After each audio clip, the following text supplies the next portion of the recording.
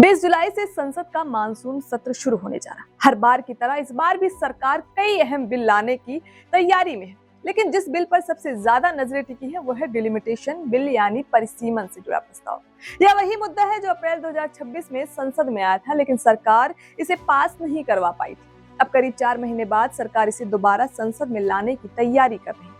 इस बीच राजनीति का समीकरण भी बदल चुका है। कुछ दलों का रुख नरम हुआ है और कुछ सांसदों के समर्थन से संसद का गणित भी बदला हुआ है।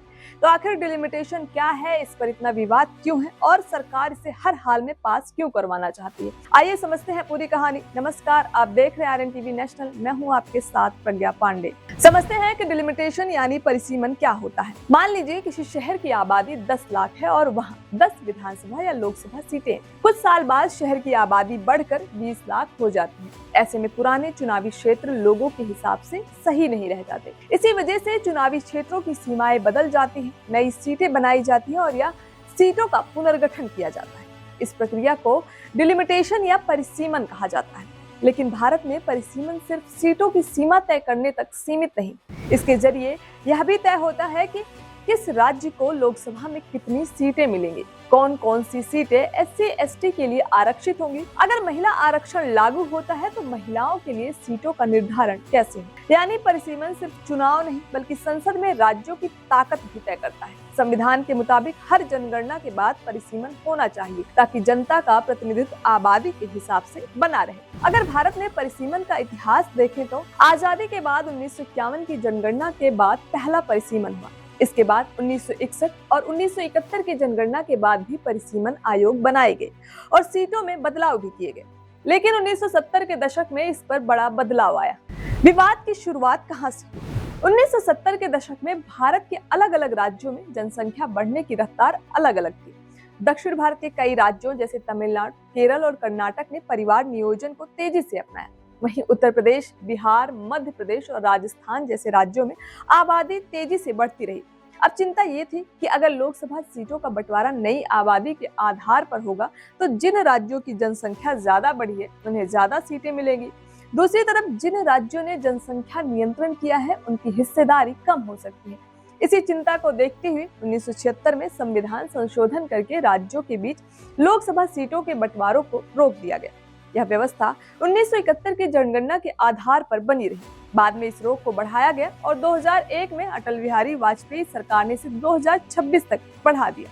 अब 2026 आ चुका है। इसका मतलब है कि संविधान के अनुसार राज्यों के बीच लोकसभा सीटों के बंटवारे पर फिर से विचार किया जा सकता है। सरकार का कहना है कि 1971 में देश की आबादी करीब 55 करोड़ थी, जबकि आज भारत की आबादी 140 करोड़ से ज्यादा है। सरकार का तर्क है इतने बड़े देश के लिए 543 लोकसभा सीटें पर्याप्त नहीं है। इसी वजह से लोकसभा सीटों की संख्या बढ़ाने की बात हो रही है। महिला आरक्षण कैसे जुड़ा है? डिलिमिटेशन का संबंध महिला आरक्षण से भी जुड़ा हुआ है। 2023 में संसद ने नारी शक्ति वंदन अधिनियम पास किया था, जिसमें लोकसभा और विधानसभाओं में महिलाओं को 33% आरक्षण देने का प्रावधान है। लेकिन इसमें यह व्यवस्था है कि महिला आरक्षण नई जनगणना और परिसीमन के बाद लागू हो। यानी महिला आरक्षण और डिलिमिटेशन अब एक दूसरे से जुड़े हुए मुद्दे बन चुके हैं। संविधान संशोधन बिल को पास करना आसान नहीं होता। इसके लिए सदन में मौजूद और वोट करने वाले सांसदों में कम से कम 2/3 समर्थन जरूरी होता है। अप्रैल में सरकार के नेतृत्व वाली NDA के पक्ष में 298 वोट पड़े थे, जबकि जरूरी आंकड़े तक पहुंचने के लिए सरकार को ज्यादा समर्थन चाहिए था।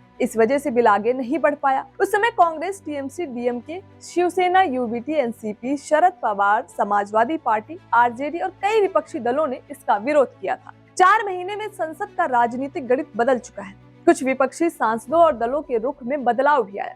कुछ सांसदों के समर्थन से NDA की संख्या पहले से मजबूत हुई है। हालांकि संविधान संशोधन के लिए जरूरी 2/3 बहुमत तक पहुंचना अभी भी चुनौती है। इसी वजह से भाजपा कुछ क्षेत्रीय दलों के समर्थन की उम्मीद कर रही है। दक्षिण भारत में कई राज्यों की सबसे बड़ी चिंता यही है कि अगर सीटों का बंटवारा सिर्फ मौजूदा आबादी के आधार पर हुआ तो उत्तर प्रदेश, बिहार, मध्य प्रदेश और राजस्थान जैसे राज्यों को ज्यादा सीटें मिल सकती हैं। इससे दक्षिण भारत की संसद में हिस्सेदारी कम हो सकती है। दक्षिणी राज्यों का तर्क है कि उन्होंने दशकों तक जनसंख्या नियंत्रण की नीति अपनाई। अगर अब इसी वजह से उनकी राजनीतिक ताकत कम होती है तो यह उनके साथ अन्याय होगा। 50% सीट बढ़ाने का फॉर्मूला क्या है? इसी चिंता को देखते हुए एक सुझाव सामने आया। कि हर राज्य की लोकसभा सीटों में लगभग समान प्रतिशत की बढ़ोतरी की जाए। यानी अगर किसी राज्य के पास 20 सीटें हैं तो वह बढ़ाकर 30 हो जाए, और अगर किसी राज्य के पास 40 सीटें हैं तो वह 60 हो जाए। इससे किसी राज्य को अपनी हिस्सेदारी कम होने का डर नहीं रहेगा। एनसीपी शरद पवार की सांसद सुप्रिया सुले ने भी कहा कि अगर सरकार लिखित भरोसा देती है कि हर राज्य की सीटें समान अनुपात में बढ़ेंगी तो विरोध की वजह कम हो सकती है। डिलिमिटेशन सिर्फ सीटों की संख्या बढ़ाने का मुद्दा नहीं, यह आने वाले दशकों में तय करेगा कि संसद में किस राज्य की कितनी आवाज होगी, किस इलाके का कितना प्रतिनिधित्व होगा और महिलाओं को आरक्षण किस तरह लागू किया जाएगा। 20 जुलाई से शुरू होने वाला मानसून सत्र इसलिए बेहद अहम माना जा रहा है क्योंकि इस बार लड़ाई सिर्फ एक बिल की नहीं बल्कि भारत की राजनीतिक तस्वीर के भविष्य की है। अब देखना होगा कि सरकार इस बार बहुमत जुटा पाती है या फिर डिलिमिटेशन का मुद्दा एक बार फिर राजनीतिक गतिरोध में फंस जाता है। आपको क्या लगता है? अपनी राय हमें कमेंट में जरूर बताएं। फिलहाल के लिए इतना ही। खबरों के अपडेट्स के लिए जुड़े रहें RNTV नेशनल के साथ।